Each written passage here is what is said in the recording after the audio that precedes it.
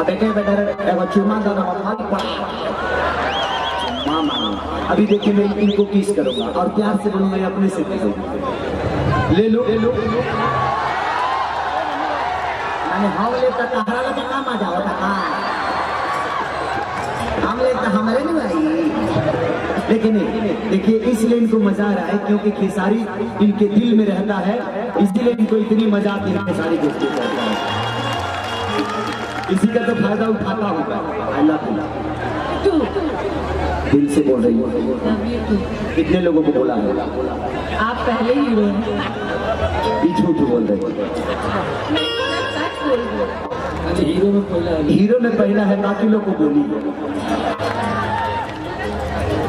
अच्छा है।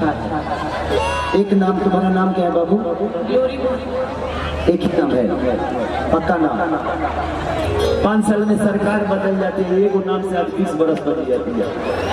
अच्छी बात है। 2-4 गो नाम खा लो, 2-4 गो बॉयफ्रेंड बना लो। शौक बढ़ गए हैं, कीमत बढ़ गए हैं, शॉपिंग का काम भी बढ़ गया है।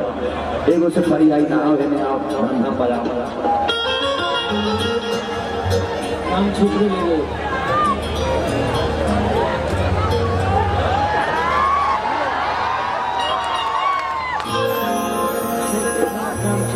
खाता नहीं पड़ा लोग और कुछ अभी तक तैयारी कर रही हूँ। लेडीज क्या कि यही सुहागरात चाहिए, ये मर्द मैं मेरा। थोड़ी देर के लिए देखिए ना पति जी एक चुम्मा देना दीदी ना। अरे मैं मेहरारू हूँ, आप मर्द हैं तो थोड़ा देर के लिए मर्द मेहरारू को तो दे ही सकता है ना। एक चुम्मा दीजिए ना।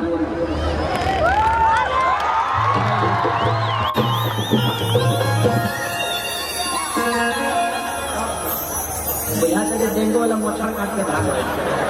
अच्छा चुम्मा है तुम्हारा, बड़ा मीठा था, महसूस किया कि आई सुहागरात चाहिए। अरे चारी चारी करी चरपैया कि देव मुचुकाई करी हैया हे। आ जाइए अपना औकात को अका ताली बजाई वालो ना है ना सर। इधर का पार्टी दूसरा कुछ कहीं जोर से ना पड़े। एक मेरा सिनेमा रिलीज हो रहा है 13 तारीख को, जिस सिनेमा का नाम है डमरू।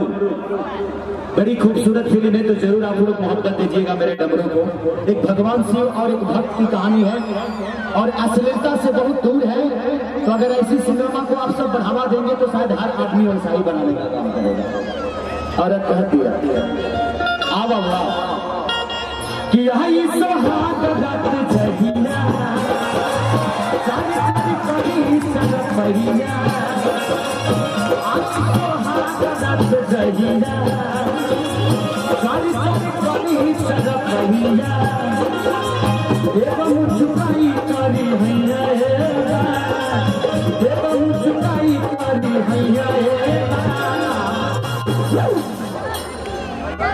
अरे किलाई हवा आसा दावाया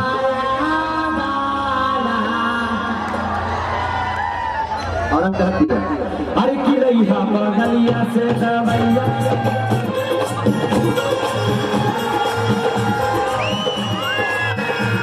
बगलिया से दवैया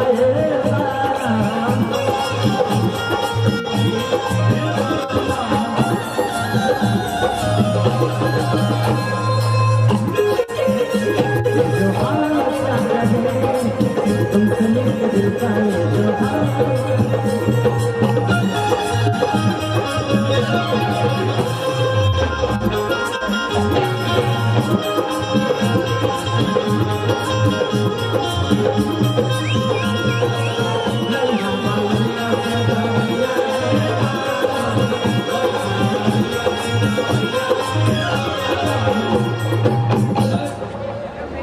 एगो तनिक दे रे डांगा बका इसे चलाइए तो मार दे बिगन है ढोलकवा बजाओ तना ई फ्रस्ट्रेशन में बजाओ ता स्टेशन ठीक है। आज से 6 दिन पहले ही ससुराली गई ठंडवा, 6 दिन पहले ठंडा रहना, बारिश भई रहा में ससुराली गई। एक मौगी वही है, एक मौगी वही जीवन का सोचला कि ससुराली जाकर हमारे सालवा घरे में नहीं सुन नहीं है सब। अब एक अब 2 साल खेलचल मेलचल दोनों चढ़ा को के सुता दे सही ना। तो सपना बड़ा बुरा चीज है, सपना में बुझा कि हमने फ्लाइट पर चढ़ा बढ़िया एकदम पहला सीटे पर बाहर जैसे सपना टूटल तो पता चल जे खटिए पे बनी कहा। सपना बहुत अच्छा चीज है, बहुत बुरा चीज है। सपना में बुझा कि 5 स्टार होटल में बैठो बढ़िया। ई देखा है पेड़ा इधर से जिलेबी आ रहा, रसमलाई होगा रे। सपना टूटी तो बुझाई कि अभी तो नूनो रोटी लगवा नहीं है। अभी बेचारा सपना में सूत गई, उतना के बाद एक मौगी ओकरा लगे सपना में आ इनार पर सुता कहते ए जी तनी घुसकी ना ई घुसुक गई। मुझे कहते ए जी तनी मुनी और खुशकी ना ई घुसुक गई। अब मौगी सेक्सी आवाज में बोल डाल कहते ए जी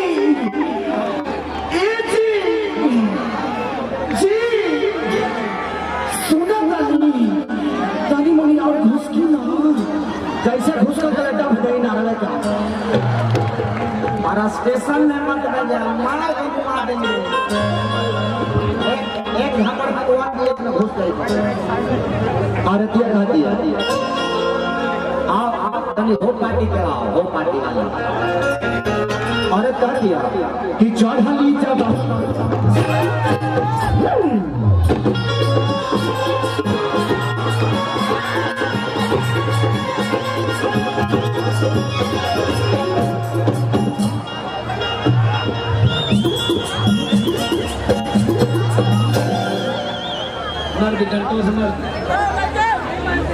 यही डायना से मारे आदमी मन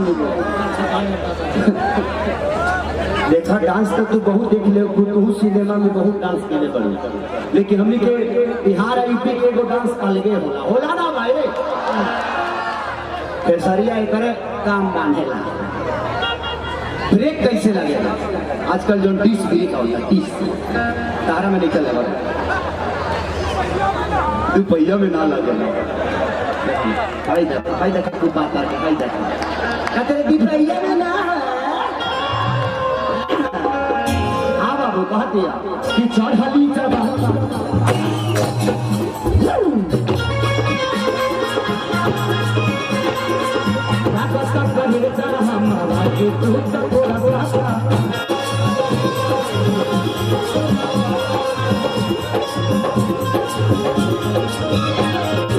मन करे खाए के मलैया हे मन करे खाए के मलैया हे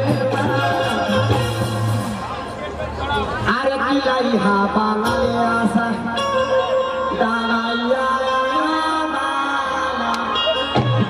किलई हा बगलिया से दवैया हे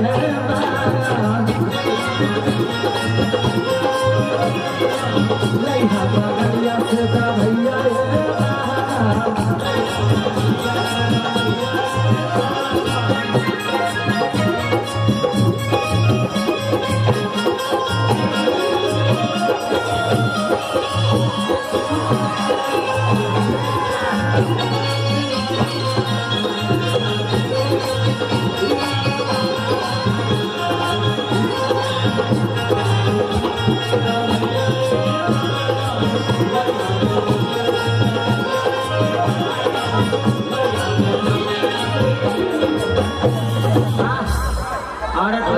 दिया अरे किसैया जात करे बात कह के छोड़बा अरे कह दिया अरे किसैया जात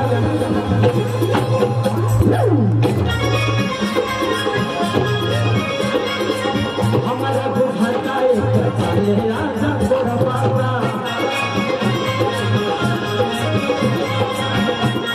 रे